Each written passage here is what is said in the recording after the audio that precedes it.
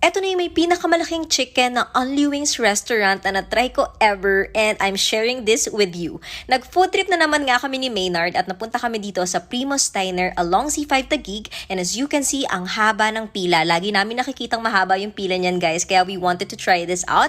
299 pesos yung unlimited wings and rice nila, plus meron kang libreng isang dip. Kapag umorder ka ulit, of course, may bayad na yung dip. Ito yung mga flavors, and eto nga pala, in-order namin tong Oreo cheesecake na milk tea, pampalipas gutom lang kasi syempre maraming tao, so mag-aantay ka talaga ng servings. Masarap to, in fairness, very creamy pero hindi siya masyadong matamis. Eto na yung dip, si Maynard hindi siya masyadong mahilig sa dip kaya napunta sa akin yung dip niya and I'm super duper excited. Eto yung salted egg, tapos eto yung garlic parmesan, yun yung dalawang first na in-order namin kasi one flavor lang each ang pwede nyong i-order. So kapag nakitang naubos na yan, saka sila ulit magre-refill. Eto na nga yung salted egg, tinry ko na siya and ang laki talaga ng chicken, guys. I'm telling you. As in, nabusog ako, parang mga 3 piraso pa lang ganon. Ang gusto ko dito sa salted egg, kahit na mas sauce siya, hindi matapang yung lasa. Kasi may mga salted egg na parang kapag sauce talaga, ayoko mas prefer ko yung powder. Pero this one, hindi ako naumay at all and sobrang lambot ng chicken, ang crispy ng balat, kahit na nakababad siya sa sauce. Ayan o, kita nyo kung gaano kalaki yung manok na yan. And yung dip, sobrang perfect nung dip, buti na lang dalawa yung napunta sa akin. Tapos tignan nyo yan, akala ko talaga buong bucket yan ng manok.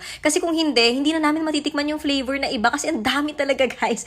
Anyway, eto na nga yung second set, yung ating salt and pepper at saka yung buffalo wings. Basic flavor lang yung salt and pepper, pero ito ang lasa, guys. Tapos parang minarinate talaga siya ng matagal kasi nanunuot sa mismong laman yung lasa ng chicken. Sobrang sarap. And yes, mainit po palagi siyang sineserve, kaya sobrang solid kahit hintayin mo siya. And eto na nga yung pinakita ko kanina, diba? Ang laki ng wings, ang laman, guys. Ang sarap ng balat. And yung buffalo wings, hindi masyadong matamis. Balanse lang yung asim tsaka yung anghang. And unfortunately, nakadalawang set lang kami kasi ang laki ng chicken na busog na agad ako. Grabe. Eto na nga yung nakain namin, isang bucket. Anyway, bye guys!